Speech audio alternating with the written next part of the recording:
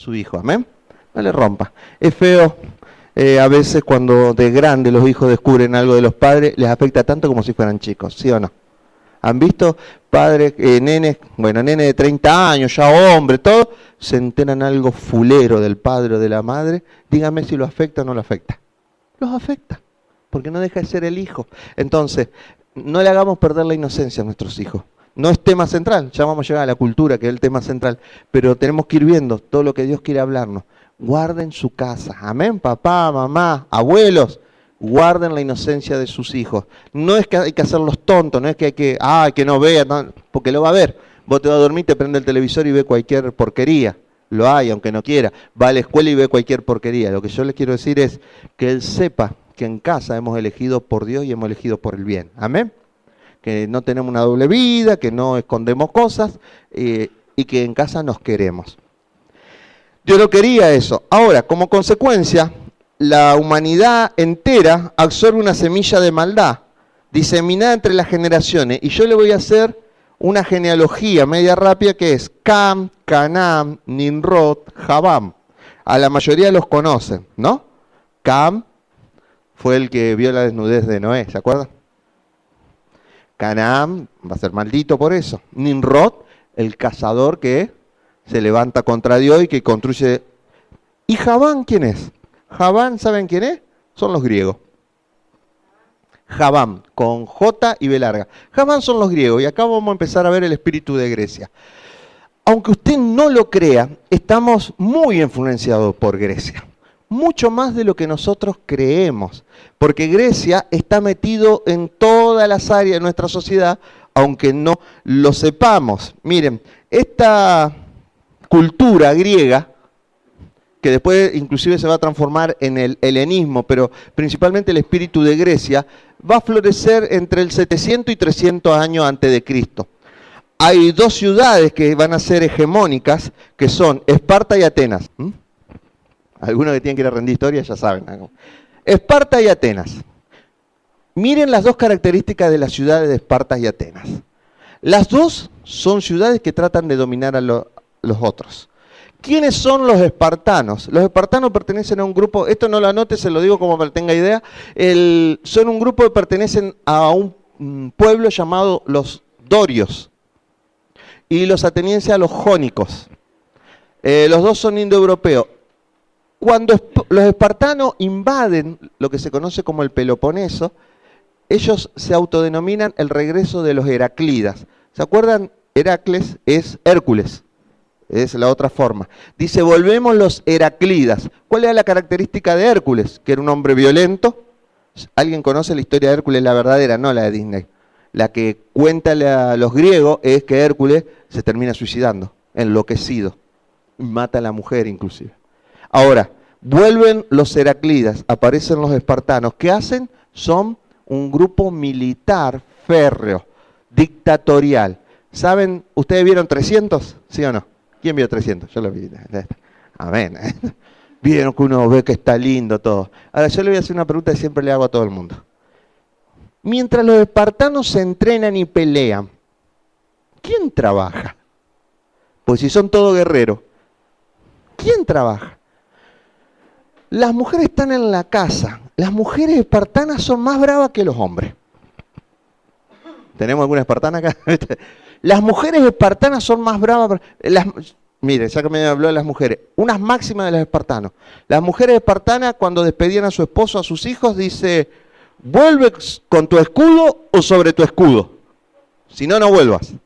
¿Qué significa eso? Volvé con el escudo victorioso o sobre el escudo. A los muertos los ponían arriba de su escudo y los llevaban. Pero no volvé sin el escudo, símbolo de derrota. Cuando, después de una batalla muy importante, va una madre espartana y pregunta cómo terminó la batalla. Y alguien le dice, tus 3 hijos han muerto. Y ella dice, a mí no me interesa, yo quiero saber si ganamos o perdimos. Así los educaban. Ese era el concepto espartano de vida. Mientras tanto, ¿quién laburaba? Los esclavos. ¿Y cómo los tenían a los esclavos? Los esclavos no estaban contentos. ¿Saben? Si ustedes vieron 300, saben que a los nenitos los sacaban A los 7 años el Estado se hacía cargo de la enseñanza y la educación de los hijos y los llevaban y los formaban militarmente. Lo que no dicen en 300, que a partir de los 10, los 12 años, los espartanos, los chiquitos, salían a cazar de noche. Y ahí muestran un lobo, qué sé yo, no cazaban lobos. ¿Sabe qué cazaban? Gente. Cazaban esclavos, los llamados hilotas. Linda gente, ¿no? ¿Por qué los cazaban? Para que no se reproduzcan tanto. El mismo principio de Faraón tenía. Si usted lee, busca Esparta y va a ver que esa era la realidad. 300 está bueno, mi reina, no, está todo lindo, porque es cine. La realidad que los hilotas habrán estado saltando una pata y por fin los mataron a estos desgraciados. Los esclavos de ellos, que eran los antiguos dueños de la tierra que ellos invadieron. Atenas, por otro lado, uno dice la cuna de la democracia. Qué lindo, todo se debatía. Piensen, dos principios. En una, el gobierno férreo dictatorial. En la otra, en teoría, todo se debatía, todo era motivo de discusión. Pero la realidad era, primero, no todos discutían. Para discutir tenías que ser ciudadano. De los 500.000 habitantes de Atenas, 10.000 eran ciudadanos. Las mujeres no opinaban. Ahí yo sé que a algunos varones les gustó eso. Las mujeres no opinaban, no hablaban, tenían prohibido la vida pública. ¿Y quiénes trabajaban? Los esclavos.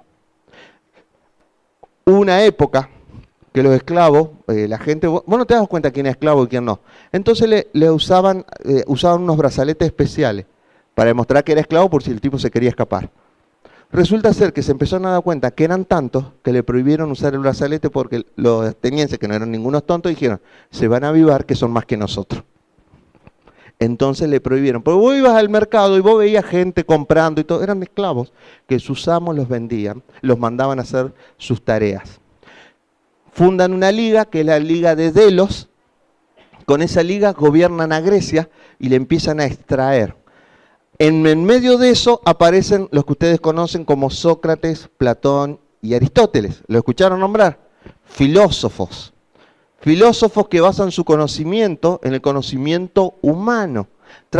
Empieza el proceso donde se quiere descubrir la realidad a partir del razonamiento, con lo cual se deja de lado todo lo que sea revelación. Por eso, muchas veces, usted le dice a la gente, vos tenés que creer en Dios. Si lo veo, lo voy a creer. Eso viene de allá. No sé, no es que inteligente él, es el bicho que viene gobernando desde siglos. A ver, demostrame que Dios existe. ¿Por qué hay que demostrarlo? Dios en ningún momento en la Biblia trata de demostrar que Él existe. Él es. Él es. No necesita. Yahvé significa yo soy el que soy. O yo soy el que siempre seré. ¿Vieron el tetragramón? Las 4 letras de Yahvé. Que es la revelación que tiene Moisés enfrente de cuando está la zarza ardiendo, que él le dice, ¿qué le dirá al pueblo cuando me pregunte quién te envía? Dile, yo soy el que seré, el que te envía.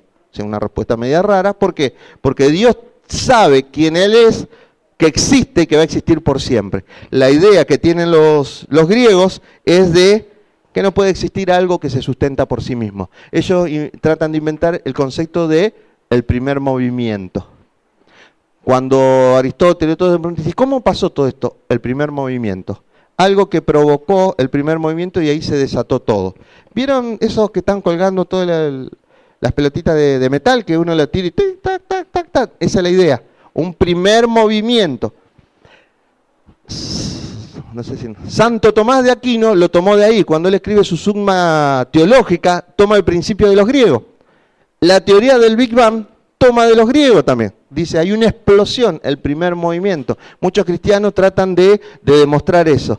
Dios ese es el que es y punto. Yo no estoy diciendo que no hay que saber eso, hay que negarlo. Él es lo que es. Eso viene influenciado, ¿no?, en la humanidad hace 2500 años por lo menos. Y eso es lo que se enseña en las escuelas actualmente. Esos principios son los que gobiernan al pensamiento humano. Por eso le cuesta tanto a las personas. Por eso usted le quiere hablar a un universitario, ¿no? Y le cuesta. Pero vos me tenés que explicar. Ahora vos le decís, no, porque viste que Aristóteles escribió. Sí, sí, se pone contento. Ahora dice, Dios dijo, y ya, no, nada, Dios no dijo nada. O sea, prefieren creerle a un hombre, llámese Aristóteles, llámese Platón, que creerle a Dios. ¿Por qué? Porque hay vendas. Hay vendas. Es el espíritu de Grecia operando. Y muchos de nosotros, durante mucho tiempo, operamos bajo ese espíritu, aunque usted no lo crea. Aunque usted no lo crea, estuvo operando ese espíritu. Por la educación, por los lugares, por los amigos. Usted tiene charlas a veces, se junta con amigos y la gente trata de buscarle explicaciones a la cosa. Anoche hablaba con alguien que había tenido una situación de un familiar que falleció y me dice, él me enseñó mucho acerca de la reencarnación. Y es un profesional. No era el momento para empezar a decirle todo, bueno, voy a orar por vos, qué sé yo, pero ¿por qué a él le pegó? Porque en teoría la reencarnación le da cierta formación a la persona y le hace creer ciertas cosas, y hay una realidad, hay un principio que se mueve atrás de todo eso, y es un principio que la energía se transforma. ¿Escucharon eso? La energía no desaparece, se transforma. Entonces, si una persona muere, se reencarna en otra cosa y se convierte en otra cosa porque su energía no desaparece. Nosotros sabemos claramente que todo viene de Dios, todo fue hecho por Él, para Él y por Él. ¿Me entienden? No es que Dios soltó energía, como dicen algunos. No, no. Él creó todo con una identidad clara. El que es humano. La palmera es la palmera. No es que hoy vos sos humano, después va a ser palmera, mañana va a ser mosquito. No, no, no. Dios claramente a cada uno, y Él lo declaró. Y está escrito vida, muerte y juicio. No hay vuelta de hoja. Los hombres, con principios principalmente basados en Grecia, no, porque la energía se transforma. Sí, la energía se transforma. Aún lo vemos, pero estamos hablando de otra cosa, estamos hablando del espíritu. La energía espiritual también se transforma y ahí tratan de acomodar. Viene de Grecia todo eso. Y nosotros a veces no nos damos cuenta y estamos influenciados. ¿Qué nos dejó Jesús para combatir a eso? Y antes que...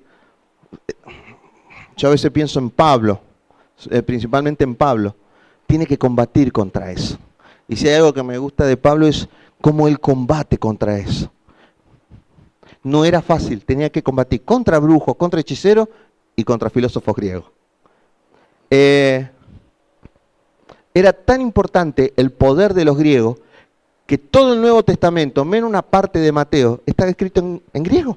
Era el lenguaje universal de la época. Los griegos habían sido conquistados por los romanos y perdieron su independencia más o menos en el 145 a.C. O sea, antes de que Jesús naciera, Grecia cayó bajo el dominio romano.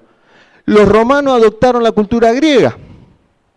Y todo el imperio romano, la gran mayoría de las ciudades importantes, se hablaba griego. Los otros lo conquistan, pero los otros lo conquistan culturalmente. Por eso la cultura tiene que ser redimida. ¿Por qué? Usted viene acá, adora a Dios, escucha la palabra de Dios, recibe fe, recibe todo lo que Dios quiere para usted. Usted sale y vuelve al ámbito de la cultura en la que vivimos. Y en ese ámbito, usted le quiere hacer entender a la gente, no, porque fui a la iglesia y soltaron una palabra y yo dije, es para mí, me habló. No, pero no es tan así, yo si no lo veo no lo creo, vos porque no tenés todos los caramelos, a vos te venden cualquier cosa, ¿no? Te lo dicen. ¿Por qué? Pues estás en el ámbito de ellos. Nosotros tenemos que llegar a ese nivel para romper todo eso, para tener una cultura que se base en la fe. Amén. En el conocimiento de Dios, un pueblo de Dios. No que seamos una iglesia escondida, sino una iglesia que provoca cambio y maduración. Amén. Pero tenemos que descubrir al enemigo. El griego gobernaba y Pablo lo tiene que confrontar. Miren lo que dice Lucas 10:19. El Señor sabe que todas esas cosas van a pasar. Entonces el Señor nos deja algo que los griegos no pueden explicar. Dice en Lucas 10:19. He aquí os doy potestad de hollar serpientes y escorpiones y sobre toda fuerza del enemigo y nada os dañará. ¿Por qué el Señor tiene que darnos eso? Porque también nosotros sabemos, abre la boca que yo la llenaré. eso lo tomamos. Pero dígame, si la gente no cree realmente cuando ve un milagro. La mayoría nos hemos convertido cuando vimos un milagro, cuando teníamos el agua al cuello. Y ya fuimos al psicólogo, fuimos al psiquiatra por ahí, fuimos al curandero, fuimos acá, fuimos allá, y no había forma, y viene Dios y hace el milagro. Y ahí entendimos, ahí se nos cayó una venda.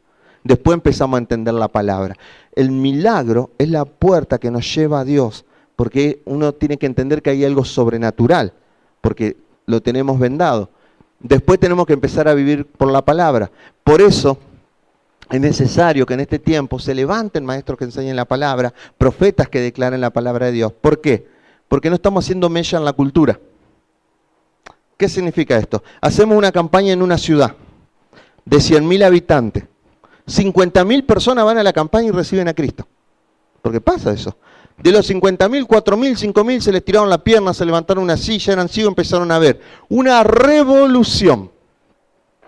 Usted va a los 2 años y la ciudad sigue siendo igual. ¿Por qué?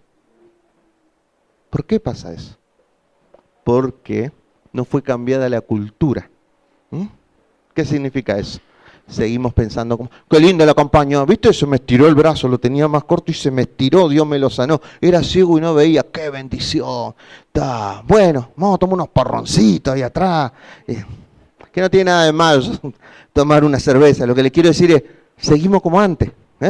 O, che, el vecino, ese me tiene cansado, en cualquier momento rompo la cabeza. Ahora que veo bien, no le voy a agarrar la trompada. No, entonces, voy a decir, ¿qué pasó acá? ¿Te convenía no ver entonces? Porque la cultura opera. Tus hijos, mis hijos, van a la escuela contentos, que hubo una campaña, todo, y la maestra dice, no crean todo lo que dicen, lo que ven, porque la gente es loca, inventa. Y vos estás ahí y será, capaz que el ciego algo veía. Uno empieza a dudar, porque es la maestra, es el profesor que le está diciendo a sus hijos, ¿no? Que te lo tiene ahí 4 horas. Sí, vieron, yo escuché la campaña, no crean, son todos locos ahí, inventan, capaz que estaban borrachos. Y eso de borracho viene de Pentecostés, ¿se acuerdan? Están todos borrachos. No puede ser si son las 11 de la mañana, ¿qué van a estar borrachos? Entonces, las mismas mentiras de Satanás en el tiempo. ¿Por qué no se mella? Porque no penetramos en la cultura, no provocamos cambios. El año pasado orábamos, ¿se acuerdan? Hay algo que deseamos, que los domingos no se trabaje, ¿no? ¿Se acuerdan? ¿Por qué? Porque es el día del Señor. Y porque el trabajador ya bastante trabaja de lunes a sábado. Estamos hablando de los supermercados, de los negocios. Pero perdemos ventas. ¿Quién pierde ventas? ¿El trabajador o el dueño? Es el día del Señor. Déjelo que el domingo descanse, vaya a la iglesia, esté con su familia. El lunes esa persona va a ir a trabajar contento y le va a vender el doble. Pero ¿cuál es la idea? No, lo hacemos trabajar el domingo, ahí ganamos más, soy un numerito, buscamos excusas. Hay toda una cultura contraria. ¿Cuántos de ustedes a veces vienen y me dicen, pastor, no voy a poder venir el domingo? ¿Por qué? Me pusieron a mí en el turno, estoy todo el día. Me dicen, me esclavaron, no me tocaba a mí este domingo. Es la cultura que viene contra usted. Es el medio social, el medio ambiente que viene contra nosotros. Todo se levanta contra el conocimiento de Dios. En Marcos 16, versículo 17 y 18, dice, y estas señales seguirán a los que creen. En mi nombre echarán fuera demonios, hablarán nuevas lenguas, tomarán en las manos serpientes y si bebieren cosas mortíferas no le hará daño. Sobre los enfermos pondrán sus manos y sanarán. Cuando ustedes miran dónde arranca la medicina moderna, es en Grecia. No es moderna porque era medio ocultismo. Vos que estudiás, ¿cuál es el símbolo de la medicina? Es con la serpiente. La serpiente. ¿Por qué? La primera medicina, imagínense, no existía radiografía, no existía nada, era medio curandero y medio experimentación. Entonces vos ibas y te decían, ¿qué me duele la panza? Proba esto. Se murió el tipo. Eso no sirve, vamos a probar con otra cosa. Era medio experimentación. En esa época no había ratones como ahora. Vieron que ahora para sacar un remedio, ¿con quiénes prueban? Pero hace 2500 años atrás, no había ratones. Aparece un hombre, Hipócrates, que después viene el juramento de Hipócrates que hacen los médicos, ¿no? Que empieza a querer darle un orden a la medicina y cierto como ciertos fundamentos, que después se va a lograr recién en el siglo XIX, la fundamentación un poco más científica, por decirlo de una manera. Pero los griegos están plantando algo. Miren, todo el concepto de democracia, de política y todo, está en las polis griegas. Todo el concepto de militarismo, ¿no?, y de violencia está en las polis griegas, en los espartanos, en los atenienses. El concepto de medicina, el concepto de sabiduría. Fíjense en cómo choca el concepto de sabiduría de Dios y la sabiduría del hombre. Si yo vengo y le digo, sí, yo tengo un doctorado en filosofía en la Universidad de Buenos Aires, sabe mucho, ¿no? El tipo ha estudiado. Sí, estuve 10 años y ahora estoy dando clase en Estados Unidos y Alemania. Este tipo sabe cualquier cosa. Cuando presentan a alguien, ¿qué es lo primero que tratan de mostrar? Los títulos que tiene. ¿Sí o no? Porque es el fundamento. Es decir, si el tipo tiene un doctorado, tiene una licenciatura, sabe. Es sabio. No importa la vida que tiene. ¿La Biblia qué nos dice acerca de la sabiduría? ¿Cuál es el principio de la sabiduría? El temor de Dios. ¿Se dan cuenta que son dos cosas diferentes? Antagónicas. Entre los griegos, sabiduría era el filósofo que hablaba, que enseñaba, y a partir de ellos crearon la academia, el liceo. Todas esas palabras vienen de los griegos. La palabra academia, liceo, viene de los griegos. Entonces, todos esos conceptos están en nosotros y nos influyen. No, es más, se ha metido en las iglesias que, no, sabe mucho de la palabra. Y nosotros hemos aprendido que haber estudiado 10 años en un seminario bíblico no te da conocimiento de Jehová. ¿Qué es lo que te da conocimiento de Jehová? La búsqueda, la intimidad. Porque hace muchos años atrás había unas tablas que decían que el 50, 60% de los que estudiaban en institutos bíblicos después no seguían congregándose. En los seminarios más tradicionales, ¿no?, que había, se llegaba hasta el 70%. Entraban al seminario con un fuego y un amor de Dios tremendo. Se habían convertido, habían salido de la adicción, de la prostitución tal vez. Empezaban a estudiar, le daban unos libracos así, aprendían griego. Cuando vos aprendés un idioma, aprendés a pensar como ese idioma. Si vos no tenés revelación, no lo va a entender, te va a gobernar eso. ¿Sabían eso? Cuando vos aprendés un idioma, vos empezás a ver de otra manera las cosas. Por eso manejar el idioma nos abre el mundo. Aprendían el griego, que era bueno, aprendían el hebreo, y había muchos seminarios que enseñaban el alemán, porque los principales teólogos eran alemanes en esa época. Conclusión, se le hacía un matete en la cabeza, ¿no?, que cuando salían, sabían un montón, pero no lo podían poner en práctica, y muchos salían dudando de Dios. Tenían por ahí las mejores notas. Yo he conocido chicos muy lindos, me los han mostrado. Mira, ese iba al seminario conmigo hace muchos años. Chicos muy lindos, muy buena gente, pero se le metió eso en la cabeza. ¿Por qué? El principio de los griegos. Ustedes saben que cuando en un sermón uno... Y sí, hermano, la palabra acá es oikuneme, o bueno, hoy usábamos el idioma esco. ¿Cómo sabe el pastor? ¿Sabe griego? Es como que... Pero en realidad, su pastor, su líder o su ministro, es sabio si tiene temor de Dios. ¿Amén? Si ustedes me dicen, sí, mi líder es un hombre muy sabio, ¿sí? Sí, es muy temeroso de Dios. Él antes de dar un paso, algo, pide revelación. Esa es una persona sabia. Ahora yo le puedo dar, si pudiera, no sé, darle la clase en griego y en hebreo y hablar, porque me acuerdo cuando hice mi doctorado en teología, pero salgo de acá y hago macana, no soy sabio. Soy sabio según los griegos. Muchos ministerios se han arruinado porque han usado el concepto de sabiduría basado en los griegos y nos olvidamos de lo simple y lo básico. El principio de la sabiduría es el temor de Jehová. Cuando uno es temeroso de Dios, cuando uno ama a Dios, todo se te revela. Todo se te revela. Miren, el apóstol Pablo tuvo que confrontar muchas ideas.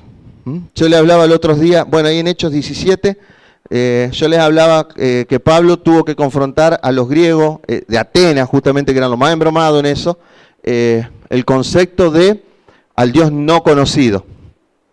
Porque los griegos tenían el concepto de decir, pensaban y decían, debe existir un Dios, pero es imposible de conocerlo. Esa idea existe. Esos son los que se los conoce como agnósticos. Pues, si bien uno dice, yo soy agnóstico, ¿vos no creés en Dios? No, yo creo que un Dios existe, pero es imposible conocerlo. Otro concepto son los gnósticos, son lo contrario, que creen que tiene una revelación, que son los que combate el apóstol Juan en sus cartas. Y el apóstol Pablo combate en sus cartas contra los gnósticos, que era un movimiento filosófico. El apóstol Pablo tiene que combatir contra eso. Y son bichos muy jorobados, son demonios bastante embromados, porque se meten en la mente, de tal manera que la gobiernan la mente, la formatean, y la persona puede estar sentada al lado suyo, y usted dice, está recibiendo de Dios, y el tipo está diciendo, es imposible esto, porque Dios no puede ser conocido. Cuando Pablo va y se confronta en Atenas, y dice que tiene que disputar con dos tipos de personas, con dos grupos filosóficos. Uno son los estoicos. ¿Quién eran los estoicos? Los estoicos venían de los griegos y los romanos lo adoptaron. Los estoicos creían firmemente que para llegar al cielo había que portarse bien. Todos los generales, de ahí viene estoicismo. ¿Escucharon alguna vez la palabra estoicismo? Un estoicismo tenía el granadero, el tipo parado así, venían 500 y se paraba enfrente y los peleaba. Los guerreros o los soldados romanos tenían una vida muy estoica, soportaban todo. ¿Por qué? Porque con eso se aseguraban el cielo. Gladiador, ¿vieron Gladiador? ¿Por qué? ¿Vieron que hace como que llega al cielo y se encuentra al cielo o a donde sea? En realidad, el concepto que están usando no es el cielo, es el Eliseo, se llama. Ese sería el Eliseo, pero eso lo vamos a hablar otro día. El Eliseo. ¿Qué hace Máximo para llegar al cielo? ¿Se acuerdan? El tipo era honesto, era bueno y luchaba por Roma. ¿No? No quiero el gobierno, quiero que Roma sea Roma. Lo matan, vieron que termina, le conté el final, pero la deben haber visto la película. Se muere después de matar al malo y se va y se encuentra con su familia. ¿No? Y dice, qué lindo todo. ¿Y el estoicismo cómo nos afectó a nosotros? ¿Querer ir al cielo? Portate bien. ¿No predican eso en la religión oficial? Que Pablo tiene que combatirlo y dice, hermanos, por gracia soy salvo, no por obras para que nadie se gloríe. Efesios 2, 8 y 9. ¿Sí o no? Por gracia soy salvo, por medio de la fe, no por obras para que nadie se gloríe. Se lo está diciendo a los estoicos, que los estoicos dicen, miren que Jesús, ¿saben por qué Jesús se fue al cielo? Porque Él era muy bueno. Y ustedes si quieren ir al cielo, pórtense bien. ¿Qué enseña la religión? Pórtate bien. Nosotros entendemos que el principio de sabiduría es temor de Jehová, entonces yo me porto bien. Pero yo me puedo portar muy bien, pero si no tengo a Jesús, si no recibí la gracia, si no pedí perdón por mis pecados, no me voy a ir al cielo. Tengo que tener un encuentro con Él. No, pues yo me porto bien. Te vas a ir con los romanos. ¿Y ellos dónde están? Lleva tu matafuego. Te vas a ir con los romanos. No pasa por portarse bien. No pasa por portarse bien, sino para qué Pablo escribe Efesios, el capítulo 2, léalo después tranquilo en su casa. Ahora, él tiene que predicar Pablo y disputar, ¿no? Fíjense en lo que llegan a decir ahí, y algunos filósofos de los epicúreos y los estoicos disputaban con él y unos decían, ¿qué querrá decir este palabrero? Y otros decían, parece que es predicador de nuevos dioses. ¿Quién eran los epicúreos? Los epicúreos consideraban, ¿no?, que todo lo que el hombre se merecía era ser feliz y disfrutar de la vida. Entonces, borracheras, orgías, drogas, mentiras, estaba permitido. No quiere decir que todos los epicúreos eran así, pero su concepto decía, si tenemos una vida, hay que vivirla. Es más o menos el concepto de comamos y bebamos que mañana moriremos. Los epicúreos eran contrarios a los estoicos, porque los estoicos tomaban agua y comían re livianito. Enfrente estaban los epicúreos. Por eso estaban confrontándose y en el medio de la confrontación ellos aparece Pablo. O sea, se están peleando los estoicos que le dicen, en la vida hay que portarse bien, y los otros te dicen, no, la vida es para vivirla, es para disfrutarla, tenemos que tirar. Che, mirá si graban esto y suben, dijo el pastor, la vida es para eso, y te lo cortan. El concepto, tomen, coman, disfruten de todo, disfruten de la homosexualidad, disfruten de todo, porque todo fue. Y estaban disputándose entre ellos y cae Pablo y le dice, no muchachos, no es ni así ni allá, es Jesús. Se ponen de acuerdo los dos enemigos y vienen contra él, que es un principio. ¿Qué dice cuando hablan de Jesús? Y en la santa ciudad se pusieron de acuerdo los paganos con el pueblo de Dios. Los sumos sacerdotes se aliaron a Poncio Pilato para matarlo a Jesús. ¿Sí o no? En Atenas se aliaron, lo que se venían peleando hacía 300 años, los estoicos con los epicúreos, para volverse contra Pablo. Y esas doctrinas siguen. Si no hable con algún chico, diga, che, ¿por qué no afloja un poquito? ¿Por qué no basta de droga? Y te van a contestar, la vida es para disfrutar. ¿No se lo han dicho alguna vez? Vos sos un viejo, tengo 30 años, ya sos viejo. Sos un viejo, no entendés que ahora las cosas son diferentes. Ahora hay que vivir todo rápido, onda Rápido y Furioso, ¿no? Hay que vivir todo rápido, acelerado. Por día se inventan drogas nuevas. ¿Por qué? Porque quieren consumir nuevas drogas. Se inventan nuevas cosas continuamente. ¿Por qué? Porque hay que vivir acelerado, porque hay que disfrutar. Es los epicúreos en la actualidad. Y acá vamos, el que leyó, ¿escucharon hablar de un filósofo llamado Nietzsche? Sigue por la camina de cuando vos lees Nietzsche, que tiene varios libros, así hablaba Zaratustra, cosas por el estilo, cuando vos lo analizás te das cuenta de decir, este es un epicúreo del siglo XIX. ¿Por qué? Porque el tipo está diciendo que la vida hay que disfrutarla. Y les cuento algo rápido de Nietzsche. Estaba enamorado de su hermana. Su hermana se casó con un magnate paraguayo, él era alemán. La hermana se vino acá, él la persiguió hasta acá. ¿Por qué? Porque para él todo estaba permitido. Estaba loco. Diríamos, estaba re loco. Pero todos los alemanes leían a Nietzsche. Por eso, cuando llegó el momento de matar a los judíos, Nietzsche fue uno de los primeros que escribió contra los judíos también. Los pensamientos, cómo gobiernan naciones, ¿no? Cómo mueven a las multitudes. Por eso, como les decía, nuestro fundamento es Cristo, romper, traer los principios bíblicos, transformar la cultura y así provocar un cambio verdadero. Me encantan las campañas, pero las personas hay que discipularle y enseñarle la palabra de Dios. Y sacarlo del medio ambiente. No es que no tiene que ir a trabajar más, porque acuérdense en que el ambiente lo crea usted. Amén. Los ámbitos los crean ustedes. O sea, vos podés tener el trabajo más difícil, que todos son adictos, que todos tus compañeros andan en cualquiera. O ellos te influencian a vos, o vos creás el ámbito. El tema es que vos tenés que tener claro que hay una cultura que pelea contra vos. Entonces a veces nos dormimos en eso. Pablo dejó claro que sus prédicas no estaban llenas de humana sabiduría, sino con el poder de Dios. Otra cosa que resiste la sabiduría de Dios es la incredulidad. Pero hay que decir algo de Pablo.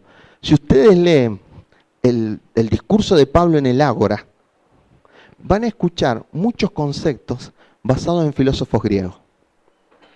Hay muchas cosas, hay frases, ¿no?, que él quiere usar para capturarle la mente a los griegos de alguna manera. Y en ese lugar, poca gente se convirtió.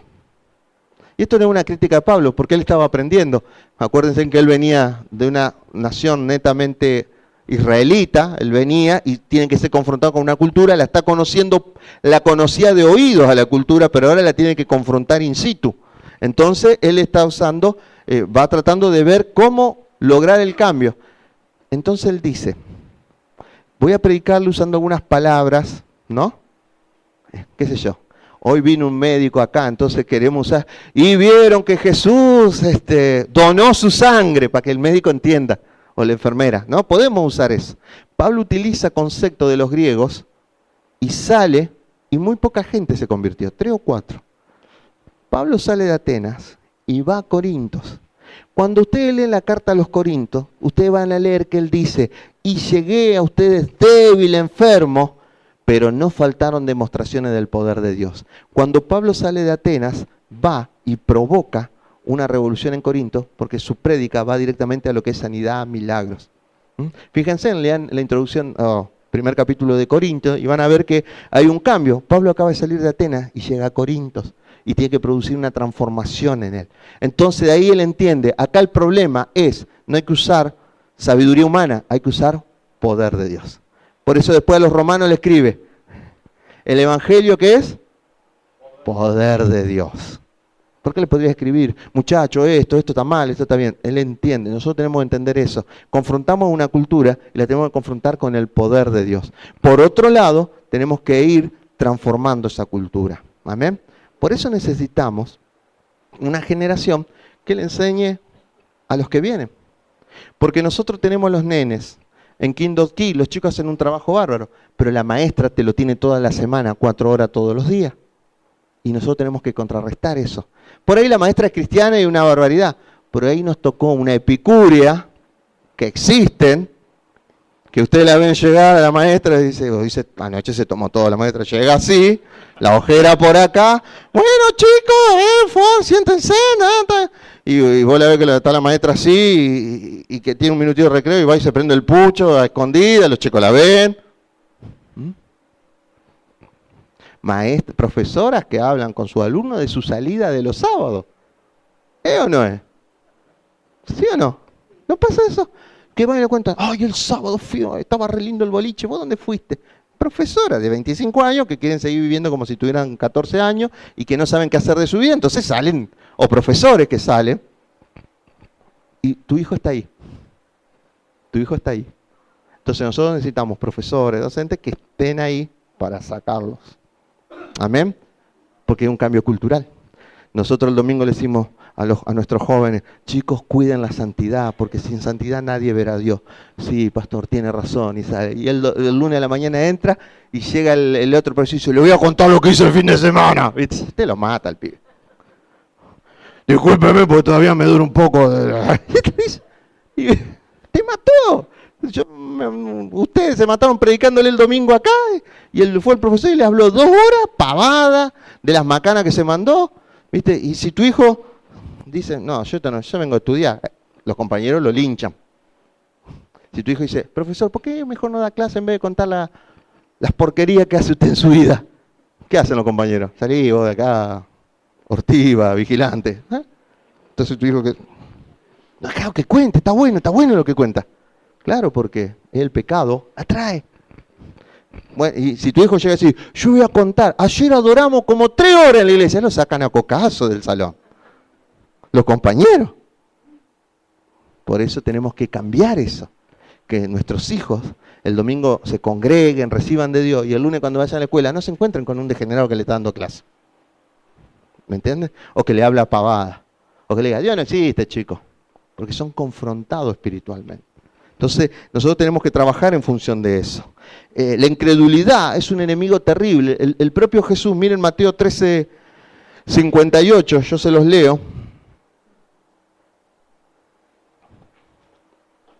Dice, y no hizo allí muchos milagros a causa de la incredulidad de ellos. Era Jesús. La incredulidad es muy importante como parte de esta herencia de los griegos. Y ustedes pueden decir, a ver, ¿qué tienen que ver los griegos con los israelitas? Porque acá estamos hablando del pueblo de Dios porque es Jesús predicando en las aldeas. Cuando los griegos se organizan como imperio, después que cae Atenas, después cae Esparta, después sigue Tebas, aparece un rey, que ustedes le habrán escuchado nombrar, que era Alejandro Magno, conquista a los griegos y los lleva y conquista Asia. Entre las conquistas que hacen, conquista lo que sería Judea. Y imponen gobierno. Cuando él se muere, que se muere jovencito, sus generales se dividen. A cada uno le tocó uno. A Antíoco le tocó Siria, a Ptolomeo, bueno, se llama Ptolomeo, tenía ese nombre, pero adoptó el nombre de Ptolomeo, le tocó Egipto, ¿no? Y los judíos quedaron entre medio, entre los que venían de Egipto y los de Siria. Y ellos empezaron a construir, por ejemplo, ciudades termales. Los hebreos no sabían lo que era una ciudad, ¿saben lo que es una ciudad termal? Descubrieron que la sal del Mar Muerto, vieron que es buena para la piel y todo eso, entonces construyeron centros veraniegos los griegos. Porque ellos, en Grecia, una de las cosas más importantes que tenían los griegos eran los baños públicos, que iban ahí pasaba la vida política. Los griegos, estando en territorio, miren lo que es tener un diseño a 5.000 kilómetros de su tierra, rodeado de enemigos, y dice, ay, ¿cómo tenemos que hacer para hacer nuestros gimnasios? Los gimnasios son de los griegos. Nuestros baños.